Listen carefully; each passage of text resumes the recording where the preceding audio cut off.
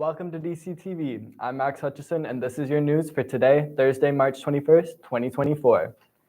To keep up with the rising cost of living, the federal minimum wage is rising to $17.30 per hour on April 1st. The increase from the current wage of $16.65 is to reflect the increase in the annual average consumer price index for last year. The government says about 30,000 employees in the federally regulated private sector will benefit from the increase. Ontario Premier Doug Ford is shutting down efforts to introduce fourplexes in neighborhoods across the province.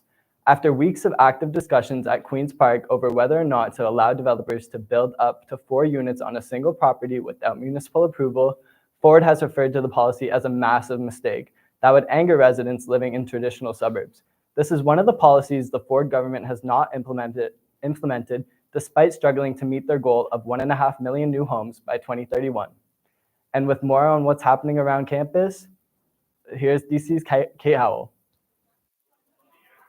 There was an Art in the Pit event today from 1:30 to 3 p.m. I had the pleasure of speaking with Danny to learn more about this event. This is an annual event that has occurred since approximately 2016 in collaboration with the Living Room Community Art Studio, which is a not-for-profit in the community providing low or no barrier access to art making space and supplies, and if wanted, guidance and company and workshops, or just sit down and do your own thing and decompress. So the nature of their not-for-profit really aligns with the focuses for our course, Community Collaborative Service Learning, where we focus on engaging with the community. So when you walk around, everybody's doing something a little bit different, and it's to their comfort while also connecting. So some people are going to have stations of activity where it's a very conversational, there's a lot of connection, and others it's here is a gift, a creative gift from me to you to engage with on your own time. If you missed the event today, there will be a similar event next week, same time, same place. Next week, there's a market that's not curricular, it's voluntary. So people are going to come, they're going to sell things, mostly cash only. 1:30 to 3:30, you can expect to find some or all of the same people. It depends who decides after this, for some of them, first-time experience engaging with the public, who wants to do it again next week. In Oshawa for DCTV News, I'm Kate Howell. An assault at a Whitby High School has sent one person to the hospital. Officers were called to Father Leo J. Austin Secondary School just before 12:30 p.m. this afternoon. Police confirmed one male has been taken to hospital suffering non-life-threatening injuries. The victim was allegedly attacked with a baseball bat off school property. Police did not say if the victim was a student of the school. There is no one in custody at the time, but it appears to be an isolated incident with no concerns to public safety. The school day and classes continued as usual, and support was available to students who required it. We'll be right back after this with a message about how we can save our planet together.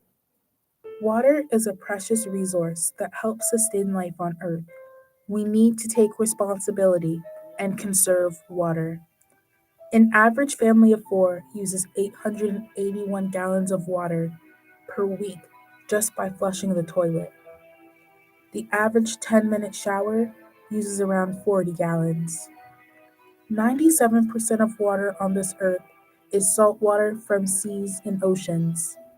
Only 1.2% is drinkable. Water is the lifeblood of our planet, and we are facing a crisis. Every drop counts. Help preserve and save water. A message from DC Broadcasting.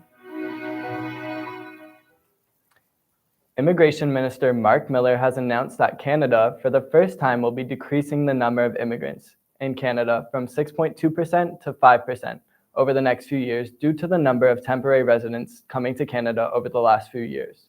These targets will be set in September of this year. He says that the country is addicted to temporary residents and that changes are needed to make the system more efficient and sustainable.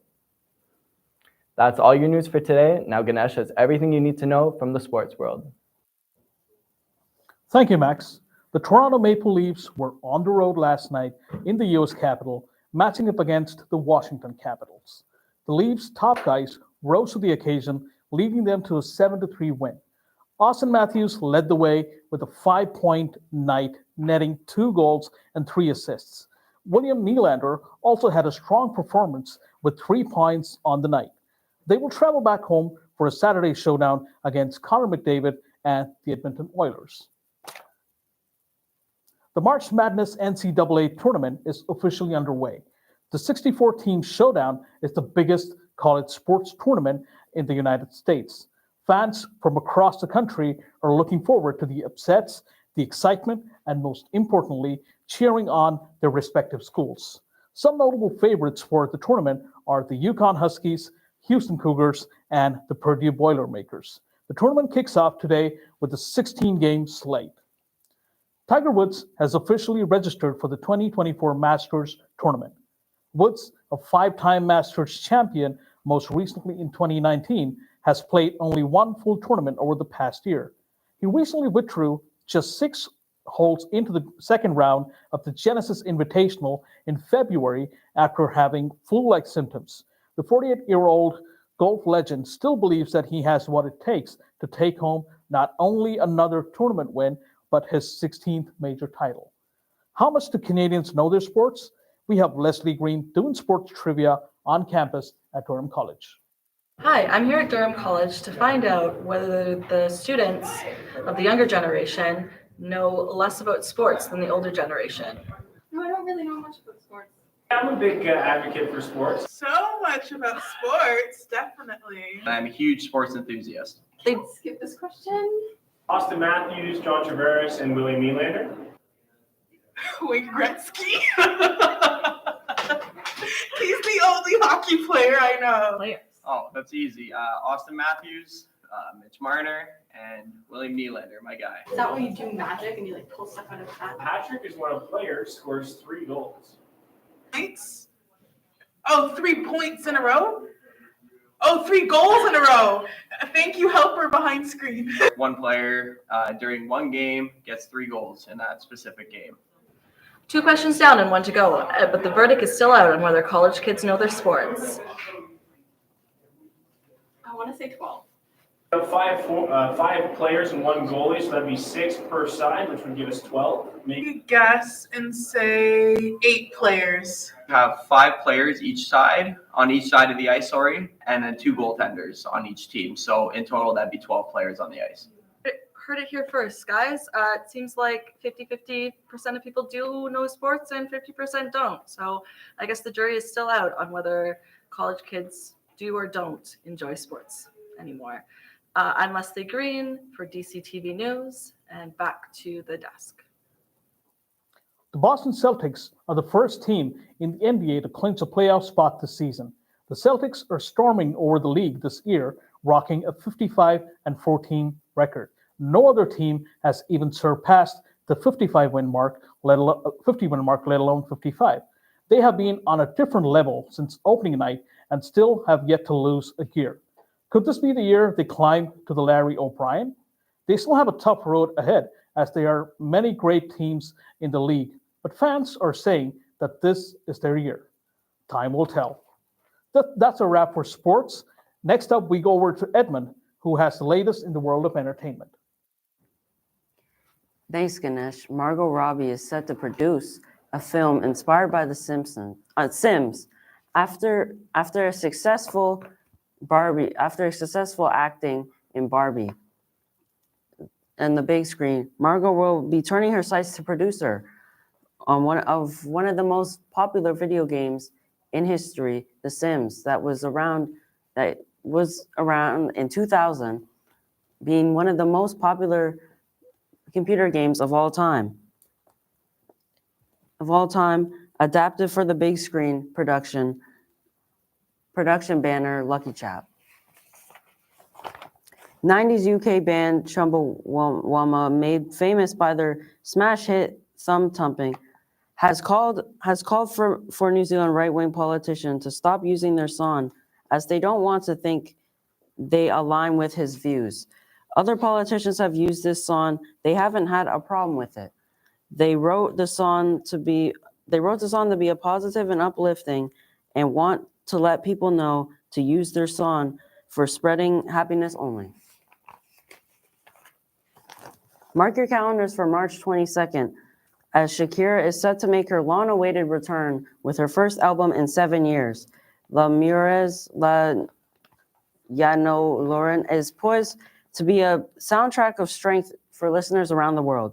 This album will include 17 songs, as most of these songs are made to empower women. With that being said, the name of the album means Women No Longer Cry. The album will this album be able to top her last album in 2017, El Dorado? Comic-Con held their annual festival this past weekend at the Convention Center in Toronto. With more on that, here's Carmela. It's that time of the year again. Toronto Comic Con is back. Many people from different fandoms finally get together for a fun time. While some people came casually, others came in cosplay. While seeing the fantastic cosplayers, I spoke to some of them to see if it's difficult to navigate and cosplay within the huge crowd. I'm gonna be honest, it is a little bit difficult because of all these like flowing parts on my cosplay and stuff, and I have to keep track to make sure that everything stays fine and everything. But yeah, I'd say so. In cosplay, kind of, unless you're wearing like something very, very big or something very complicated that takes up a lot of room, it can be difficult. As for finding things, if you've never been here before, it's a bit messy. But if you've been here plenty of times, then yeah, I would say so. Along with the cosplayers, I got the chance to speak with one of the vendors within Artist Alley to see what's their favorite part about selling their art at a convention. You know, just like interacting with people and like really sharing our love for like all the various, series, the comics, the video games. And like sometimes, you're stuck at home, you're doing, I'm working alone at home. So this is like my time to kind of shine and be able to interact with everyone and just have some fun, For DC TV News in Toronto, I'm Carmela Benhatton.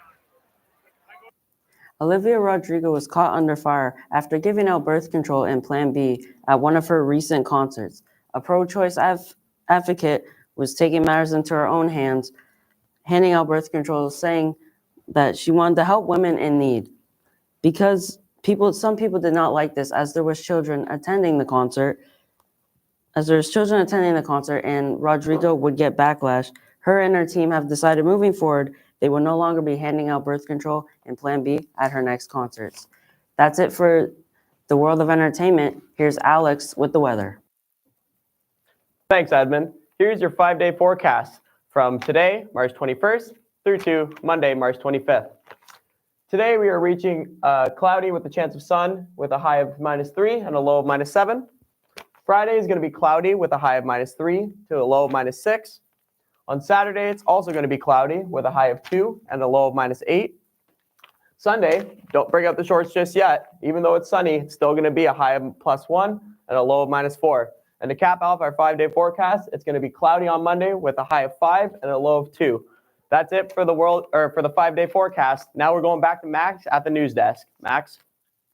Thanks, Alex. That concludes our news and information on campus and beyond for today. Be sure to follow us on X at DC Broadcasting or check out our website at dctv.ca.